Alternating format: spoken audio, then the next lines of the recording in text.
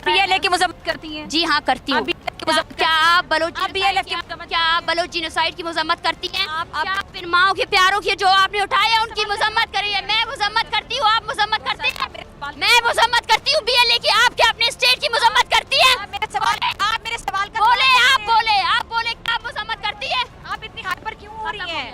आप इतनी हाइपर क्यों? मैंने आपको सवाल का जवाब दे दिया है, और क्या सवाल का जवाब देना चाहती है आप? जी, तो ये जानते बूझते हुए भी कि हम उन्हीं का मौक़िफ़ दुनिया के सामने लाएंगे, उन्होंने हमारे साथ इस तरह का सलूक किया और बाद में कैमरा छीनने की भी कोशिश की गई। बलोच मुजाहिरीन का बड़ा अहम मामला है। हमने देखा 2 दिन पहले उनके साथ कैसे बदसलूकी हुई, और कल भी जब हुकूमत ने कहा कि हम इनको रिहा कर रहे हैं, लेकिन ज़बरदस्ती उनको बसों में बिठा के, खवातीन और बच्चों को खासतौर पर बसों में बिठा के बलूचिस्तान भेजा जा रहा था।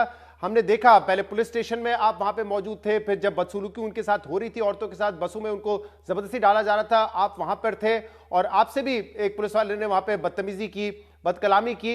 ये क्या मामला था उस वक्त जो आप उनसे डिस्कस करना चाह रहे थे? देखिए, मैं तो एक अपनी जो खबर है उसको वेरीफाई करना चाह रहा था, क्योंकि कल तो दोस्तों, पाकिस्तान से टूटकर बांग्लादेश की तरह एक और देश बन सकता है, और वो देश होगा बलूचिस्तान। जी हाँ, आपने सही सुना, क्योंकि जैसे ही 2024 आया है तब से पाकिस्तान का बलूचिस्तान सूबा पाकिस्तान से अलग होने के लिए लगातार प्रदर्शन कर रहा है। बलूचिस्तान लोगों का पाक फौज पर आरोप है कि हजारों बलूच नागरिकों को पाक फौज ने बिना किसी वजह के उनको उठाकर या तो जेल में डाल दिया या फिर उन्हें जान से मार दिया। दोस्तों, इस्लाम धर्म के नाम पर विक्टिम कार्ड खेलने वाले पाकिस्तान की अब पूरी तरह पोल खुल गई है और पता चल गया है कि किस तरह पाकिस्तान बलूचिस्तान के लोगों पर जुल्म कर रहा है। बताया ये जा रहा है कि कई बलूच महिलाएं जो सुसाइड बॉम्बर हैं वो पाकिस्तान के अंदर इन प्रोटेस्ट के जरिए घुस आई हैं, जिसकी वजह से पाक फौज में हड़कंप मच गया है। और आनन फानन में पाक फौज ने इस्लामाबाद के अंदर सभी स्कूल और कॉलेजों की छुट्टियां कर दी हैं। दोस्तों, ये बलूच लोग पाकिस्तान से अलग बलूचिस्तान देश की मांग कर रहे हैं, क्योंकि पाकिस्तान लगातार बलूचिस्तान के लोगों पर जुल्म कर रहा है। सर, एक तो सबसे पहले इस्लामाबाद में सब स्कूल कॉलेजेस सब कुछ बंद कर दिए गए हैं। कहा यह जा रहा है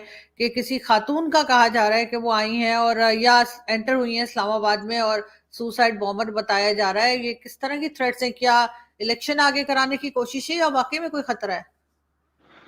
देखिए, इसमें आरजू मुख्तलिफ किस्म की ओपिनियन आ रही है। एक ओपिनियन तो ये भी आ रही है, लोगों का ख्याल है कि शायद वहां पे जो पहले बलोची खवातीन का एक जो कैंप लगा है, शायद उसको उठाने के लिए कोई वजह बनाई जा रही है ताकि उन खवातीन को कहा जाए कि आप अपने घरों में वापस चले जाएं। दूसरा, मैं ये यहाँ पे ये कहना चाहूंगा कि अगर मुल्क के अंदर इस तरह की थ्रेट्स आ रही हैं, आपने स्कूल जो है बड़ी बड़ी यूनिवर्सिटियां इस्लामाबाद की बंद कर दी हैं, लेकिन वजीर आजम साहब जो है खुद डाइवोर्स चले गए वहां से कारोबार लाने के लिए, तो उनको ये सोचना चाहिए था कि ये जो जहाज फ्री का गवर्नमेंट के खर्चे पे आप उड़ाते फिर रहे हैं, ये आप पहले तो अपने घर के हालात ठीक कर लें। बाहर से कारोबार किस तरह आएगा जब यूनिवर्सिटियां बंद हों और घर के अंदर हालात इस तरह के हों? बलूचिस्तान से आई हुई औरतों, बच्चों और नौजवानों ने लापता अफराद की बाजियाबी के लिए कैंप लगाया हुआ है। ये कैंप जो है ये कुछ रोज़ से यहाँ पे जारी है, और इस वक्त यहाँ पे कुछ जो ख़वातीन हैं जिनके बेटे या भाई या खामद जो हैं वो लापता हैं, तो वो यहाँ पे बातचीत कर रही हैं। तो यहाँ पे जो औरतें मौजूद हैं, हम भी उनमें से चंद ख़वातीन से बातचीत करेंगे और उनसे पूछेंगे कि वो बलूचिस्तान से चलकर इस्लामाबाद क्यों आई हैं। डॉक्टर दीन मोहम्मद बलोच को 2009 में कहाँ से उठाया गया था? जी, ज़िले औरनाज से, अस्पताल से ड्यूटी दौराना। सरकारी अस्पताल? जी हाँ, सरकारी अस्पताल। वो सरकारी डॉक्टर थे? जी, सरकारी डॉक्टर थे। अच्छा, तो उनके साथ और भी किसी को उठाया था?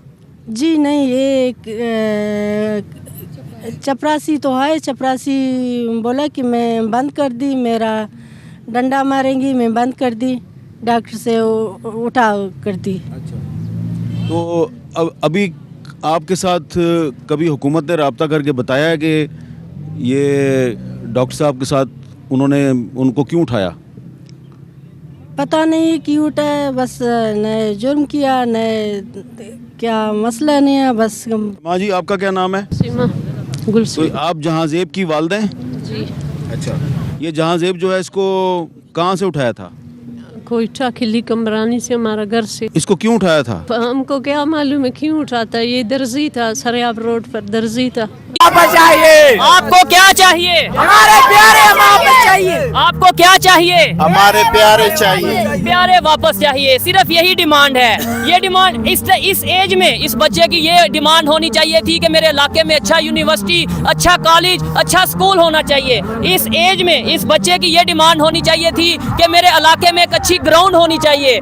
इस एज में एक अंकल की ये डिमांड होनी चाहिए थी कि मुझे एक अच्छा हॉस्पिटल चाहिए। इस एज में इस बुजुर्ग की ये डिमांड होनी चाहिए थी कि मुझे पाकिस्तान का शहरी हूँ, मुझे वो तमाम फ्री राशन मिलना चाहिए, फ्री इलाज मिलना चाहिए। लेकिन इस एज में ये लोग ना तो राशन मांग रहे हैं, ना तो ये लोग खाना मांग रहे हैं, ना ही अपनी गैस जो बलोचिस्तान की गैस है वो मांग रहे हैं। ये सिर्फ यही मांग रहे हैं कि हमारा बाप वापस कर दो, हमारा बेटा अगर मिसिंग है तो उसे वापस ले आओ। और ये आपको पाकिस्तान से कोई नफरत है? मुझे तो नफरत नहीं है, लेकिन पाकिस्तान यही दिखा रही है कि हमें बलूचिस्तान से नफरत है। वो अपनी रिश्ता बता रही है हमसे। ये मेरे वालिद साहब हैं। अच्छा, कितने टाइम से ये? मैं 12 साल से ढूंढ रहा हूँ। हमारे वजीरों मशीरों ने क्या सलूक किया, बिकाऊ मीडिया ने आपके साथ क्या सलूक किया? देखिए, हम उनको यही कहेंगे कि यहाँ पे रियासत ने इस्लामाबाद में हमारे लिए कोई इंसाफ नहीं है, लेकिन यहाँ हम हारेंगे नहीं। हम 12 फिर से पुरअमन एहतजाज करेंगे, फिर से पुरअमन तरीक़ों से इन्हीं अदारों से अपील करते रहेंगे। इनका जो काम है इनको बार बार बताते रहेंगे कि आपका काम इंसानी हुकूक की पामालियों को रोकना है। आपका काम ये है कि जो कॉन्स्टिट्यूशन जिसके हम सब शहरी हैं तो उस कॉन्स्टिट्यूशन को नाफिज करना है। और यही पैगाम हम देंगे कि किस तरह एक पुरअमन जो एहतजाजी तहरीक थी, पुरअमन तौर पर ये औरतें बच्चे यहाँ बैठे थे, इनको कैसे मारा गया सबसे पहले, और 1 महीने के अंदर किस तरह इस पूरे प्रेस क्लब को सील किया गया।